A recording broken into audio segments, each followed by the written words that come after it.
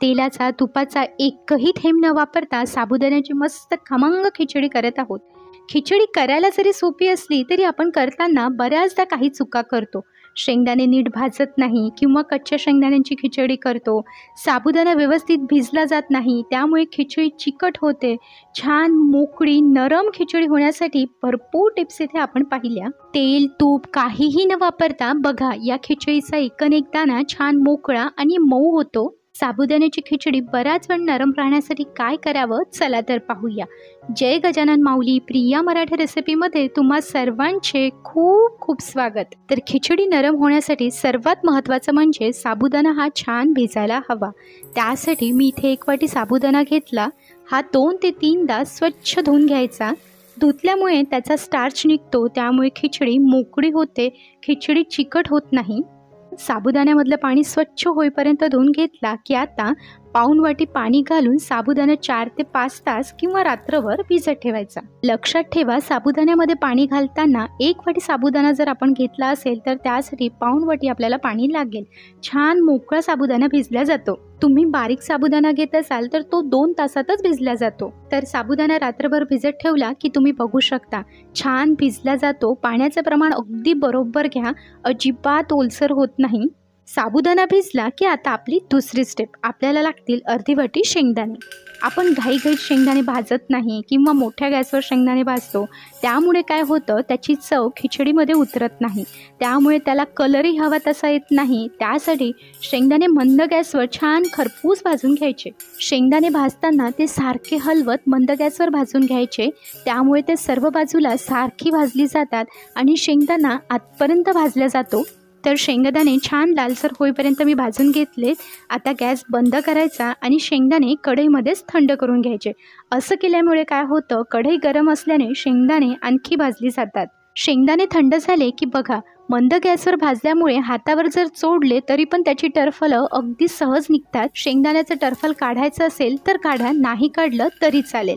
आता हे मिक्सरला जाडसर वाटून घ्यायचे। मिक्सरला फिरवताना ते चालू बंद करत पल्स मोडवर फिरवायचे, त्यामुळे शेंगदाण्याची पावडर होत नाही। शेंगदाणे जाडसर वाटून झाले की आता खिचडी करायला सुरुवात करू। त्यासाठी कढई मंद गॅसवर गरम करायला ठेवली। कढई गरम झाली की त्यामध्ये घालू अर्धा चमचा जिरं। जिरं मंद गॅसवर छान भाजून घ्यायचं। तुम्ही उपवासाला जिरं खात नसाल तर नाही घातलं तरी चालेल। जिरं हलकंसं भाजून झालं की आता त्यामध्ये घालू 3 हिरव्या मिरचीचे बारीक काप आणि 8 ते 10 कढीपत्त्याची पाने।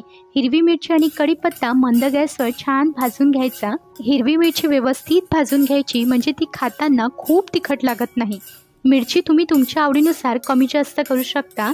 2 मिनिट हिरवी मिरची आणि कढीपत्ता भाजून घेतला की आता त्यामध्ये घालू वाढलेल्या लाल मिरचीचे बारीक काप। वाढलेल्या मिरचीला भाजायला वेळ कमी लागतो, त्यासाठी ती हिरव्या मिरचीसोबत भाजायची नाही, नाहीतर ती जळू शकते। तर हिरवी मिरची, लाल मिरची, कढीपत्ता छान भाजल्या गेला। आता यामध्ये घालू साबुदाणा। तर इथे आपण चूक काय करतो, साबुदाण्यासोबतच शेंगदाण्याचं कूट पण घालतो। तर तसं न करता साबुदाणा मिक्स करायचा आणि त्यावर झाकण ठेवून 5 मिनिट साबुदाणा छान ट्रान्सपरंट होईपर्यंत त्याला एक वाफ काढून घेऊ। गॅस मंद ठेवायचा आणि 2-2 मिनिटातून त्यावरचं झाकण काढून त्यात चमचा फिरवायचा आणि परत झाकून ठेवायचं, त्यामुळे तो खाली लागणार नाही। तर 5 मिनिटानंतर तुम्ही बघू शकता आधी आपला साबुदाणा पांढरा शुभ्र होता आणि आता बघा ट्रान्सपरंट झाला। असा साबुदाणा झाला की खिचडी छान नरम होते। त्यासाठी शेंगदाण्याचा कूट न घालता आधी साबुदाणा 5 मिनिट शिजवून घ्यायचा। आता यामध्ये घालू उकडलेला बटाटा, त्याचे जाडसर काप करून घेतलेत। त्यानंतर शेंगदाण्याचं कूट। शेंगदाणे मी असे जाडसर वाटून घेतलेत, खूप पावडर केलेली नाही। यामध्ये एखादा अख्खा दाणा राहिला तरी चालतो। नरम साबुदाण्यासोबत भाजलेला शेंगदाणा खायला खूप छान वाटतो। आता 1 चमचा दही घातल्यामुळे काय होतं, खिचडी छान नरम राहते। तुम्ही इथे ताक पण वापरू शकता। आता अर्धा चमचा मीठ आणि त्यानंतर अर्धा चमचा मिरेपूड।